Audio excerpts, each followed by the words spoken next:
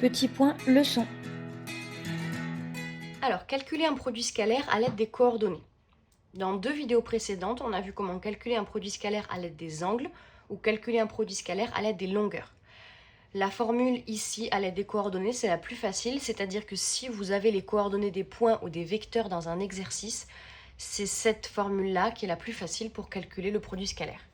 Donc, soit U et V, deux vecteurs, on connaît les coordonnées des vecteurs, alors le produit scalaire U scalaire V égale xx' plus yy'. On multiplie les deux abscisses des vecteurs, plus on multiplie les deux ordonnées des vecteurs. Donc exemple, on a U et V, deux vecteurs du plan. Calculer le produit scalaire. Donc on écrit la formule xx' plus yy'. Xx', on multiplie les deux abscisses, donc 2 fois 1, plus on multiplie les deux ordonnées, moins 3 fois 4. Et ça nous donne 2 moins 12. Et on trouve que le produit scalaire de U et de V est moins 10.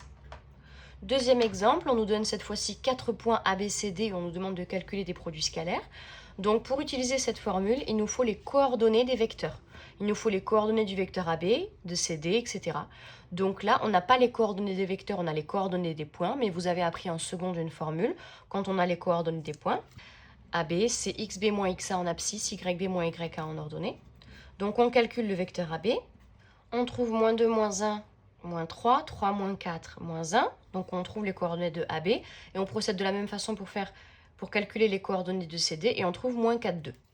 Donc on calcule le produit scalaire maintenant qu'on a les coordonnées. On multiplie les deux abscisses. Donc moins 3 fois moins 4. Plus on multiplie les deux ordonnées. Moins 1 fois 2. Et on trouve AB scalaire CD égale 10. On fait pareil pour le produit scalaire AD BC, on calcule le vecteur AD, le vecteur BC. On trouve que le vecteur AD a pour coordonnées moins 1, moins 5, que le vecteur BC a pour coordonnées 6, moins 6. Donc le produit scalaire de AD-BC, c'est xx' plus yy'. Ça nous donne la multiplication des abscisses, moins 1 fois 6, plus la multiplication des ordonnées, moins 5 fois moins 6. Et on trouve AD scalaire BC égale 24. Pour la C et la D, on ne va pas recalculer les produits scalaires. On va utiliser les propriétés du produit scalaire vues dans un chapitre précédent. Alors, AB scalaire DC. Nous, on a calculé le produit scalaire ABCD, on a trouvé 10. Entre ces deux produits scalaires, la seule chose qui change, c'est que dans un des deux vecteurs, on a inversé l'ordre des lettres. Le vecteur AB, il n'a pas changé, et par contre, le vecteur CD, on a changé le sens des lettres, on a changé l'ordre des lettres. Donc, quand on change l'ordre des lettres d'un vecteur, on peut mettre un moins devant. Donc AB scalaire DC égale moins AB scalaire CD, et AB scalaire CD c'est 10, donc ça nous donne moins 10.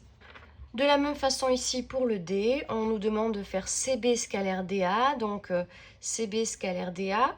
On peut déjà remarquer que dans la question B, on avait fait AD scalaire BC, donc ça ressemble. Donc ce qu'on va faire déjà, c'est qu'on va inverser les deux vecteurs, puisqu'on sait que U scalaire V égale V scalaire U. Donc l'ordre des vecteurs dans le produit scalaire n'a pas d'importance. Donc du coup, au lieu de CBDA, je mets DACB. Donc l'ordre des vecteurs n'a pas d'importance. Par contre, l'ordre des lettres a son importance. Donc du coup, j'ai DA, c'est la même chose que moins AD. Et CB, c'est la même chose que moins BC. Donc je vais avoir moins AD qui est égal à DA, je vais avoir le moins BC qui est égal à CB, et donc les deux moins s'annulent. Donc on obtient que le vecteur CB scalaire DA, c'est la même chose que DA scalaire CB puisqu'on peut échanger l'ordre des vecteurs.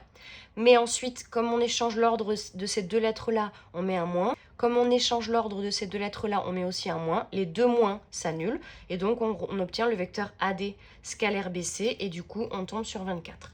Donc vecteur CB scalaire vecteur DA égale 24. On aurait pu faire la C et la D en calculant les coordonnées, mais comme ça, vous pouvez réviser un petit peu les propriétés des produits scalaires, à savoir qu'on peut changer l'ordre des vecteurs dans le produit scalaire, ça ne change pas le résultat. Par contre, si on change l'ordre des lettres, on doit changer le signe.